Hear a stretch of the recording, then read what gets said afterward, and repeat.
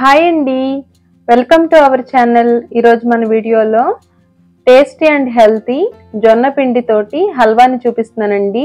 చాలా సాఫ్ట్గా టేస్ట్గా ఉంటుందండి. ఈ విధంగా చేశారంటే పిల్లలు కూడా చాలా ఇష్టంగా తింటారు. అప్పటికప్పుడు పిల్లలు స్నాక్స్ అడిగినప్పుడు లేదంటే స్వీట్ తినాలనిపించినప్పుడు చాలా సులభంగా ఈ స్వీట్ రెసిపీని మనం ప్రిపేర్ చేసుకోవచ్చండి. ఇందులో జొన్న పిండి వాడాం కాబట్టి ఈ ఎండాకాలంలో శరీరానికి చలువ చేస్తుంది. టేస్ట్ కూడా చాలా బాగుంటుందండి. కరెక్ట్ కొలతలతోటి ఇలా ఒకసారి ట్రై చేసి చూడండి. ముందుగా ఒక గిన్నెలోకి 1 గ్లాసు బెల్లాన్ని తీసుకోవాలి.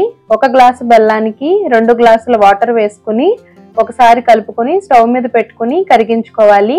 బెల్లం కరిగితే సరిపోతుందండి, ఎటువంటి పాకం అవసరం లేదు.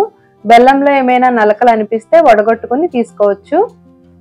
1 గ్లాసు జొన్న పిండిని జల్లించుకుని పక్కన పెట్టుకోవాలి. ఇప్పుడు స్టవ్ మీద దలసరిగా ఉండే ప్యాన్ పెట్టుకుని 1/2 గ్లాసు నెయ్యిని వేసుకోవాలి. 1/2 గ్లాసు నెయ్యి కరెక్ట్గా సరిపోతుందండి. నెయ్యి వేడైన తర్వాత 1 గ్లాసు జొన్నపిండిని వేసుకుని బాగా కలిసేలాగా కలుపుకోవాలి. మంటని లో టు మీడియం ఫ్లేమ్లో పెట్టుకుని జొన్నపిండిని ఈ నేతిలో బాగా ఫ్రై చేసుకోవాలండి. మంటని పెంచినట్లయితే జొన్నపిండి రంగు మారుతుంది, మాడినట్లుగా అవుతుందండి. అందువల్ల తక్కువ ఫ్లేమ్లో పెట్టుకుని జొన్నపిండి మంచి సువాసన వచ్చే వరకు కలుపుతూ ఫ్రై చేసుకోవాలి.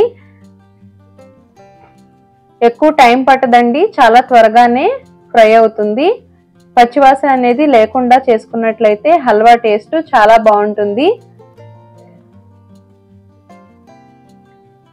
ఇలా జొన్నపిండి అంతా నెయ్యిని వదిలేస్తుందండి, అంతవరకు బాగా కలిసేలాగా కలుపుకోవాలి. ఈ చివర అంచులకి ఉండే పిండిని అంతటిని ఈ విధంగా తీసేసుకోవాలి. ఇలా నేతిలో జొన్నపిండిని బాగా ఫ్రై చేసుకున్న తర్వాత కరిగించుకున్న బెల్లం వాటర్ని కొద్ది కొద్దిగా పోసుకుంటూ ఈ విధంగా కలుపుకోవాలి. 1 గ్లాసు జొన్నపిండికి 1 గ్లాసు బెల్లం కొలత కరెక్ట్గా సరిపోతుందండి. తీపి ఎక్కువ కావాలనుకుంటే మరో 1/2 గ్లాసు వేసుకోవచ్చు. ఇలా బెల్లం వాటర్ అంతా వేసుకున్న తర్వాత ఈ విధంగా దగ్గర పడినట్లుగా అవుతుందండి. బాగా కలిసేలాగా కలుపుకోవాలి.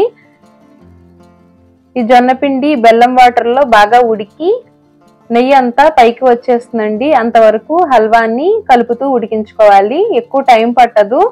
ఇప్పుడు ఇందులోకి 1 అర స్పూను ఇలాచీ పొడిని వేసుకుని మరొకసారి బాగా కలిసేలాగా కలుపుకోవాలి. ఈ హల్వా అప్పటికప్పుడు స్వీట్ తినాలనిపించినప్పుడు లేదంటే దేవుడికి ప్రసాదంగా చేయాలనుకుంటే చాలా సులభంగా ఈ రెసిపీని మనం తయారు చేసుకోవచ్చండి. మన ఛానల్లో జొన్నపిండితోటి జొన్నలతోటి చాలా రకాల రెసిపీస్ ఉన్నాయి, ఎండ్ స్క్రీన్లో ఇస్తాను, తప్పనిసరిగా చూడండి. ఇలా హల్వా అంతా ప్యాన్కి సెపరేట్ అయిన తర్వాత నెయ్యి రాసిన ప్లేట్లో మనం రెడీ చేసి పెట్టుకున్న హల్వాని వేసుకుని ఈ విధంగా స్ప్రెడ్ చేసుకోవాలి. పై లేయర్ అంతా సాఫ్ట్గా ఉండేలాగా స్పూన్ తోటి ఈ విధంగా చేసినట్లయితే పై లేయరు చాలా సాఫ్ట్గా వస్తుందండి. బాగా చల్లారిన తర్వాత మాత్రమే పీసెస్గా కట్ చేసుకోవాలి. వేడి మీద కట్ చేసినట్లుగా అయితే చాకుకి అంటుకుపోతుంది. మీకు ఇందులో ఫుడ్ కలర్ కావాలన్నా కూడా వేసుకోవచ్చండి. నెయ్యి కూడా మీ ఇష్టం ప్రకారం వేసుకోవచ్చు. 1/2 గ్లాసు కొలత కరెక్ట్గా సరిపోతుంది. ఇలా బాగా ఆరిపోయిన తర్వాత చాకుతోటి ఈ విధంగా పీసెస్గా కట్ చేసుకోవాలి. బాగా ఆరితే చాకుకి అంటుకోకుండా పీసెస్ చాలా ఈజీగా నీట్గా వస్తాయండి. ఇలా మనకి నచ్చిన సైజులో పీసెస్గా కట్ చేసుకోవాలి. చాలా టేస్టీగా సులభంగా తయారు చేసుకోవచ్చు. ఎక్కువ టైం పట్టదండి. పిండిని జల్లించుకుని తీసుకోవాలి. చూసారు కదా ఎంత నీట్గా వచ్చిందో. టేస్ట్ కూడా చాలా బాగుంటుందండి. నోట్లో పెట్టుకుంటే వెన్నలా కరిగిపోతుంది, అంత టేస్టీగా ఉంటుందండి. ఈ హల్వా ఫ్రిడ్జ్లో పెట్టుకుంటే ఒక 2 రోజుల పాటు నిల్వ ఉంటుందండి.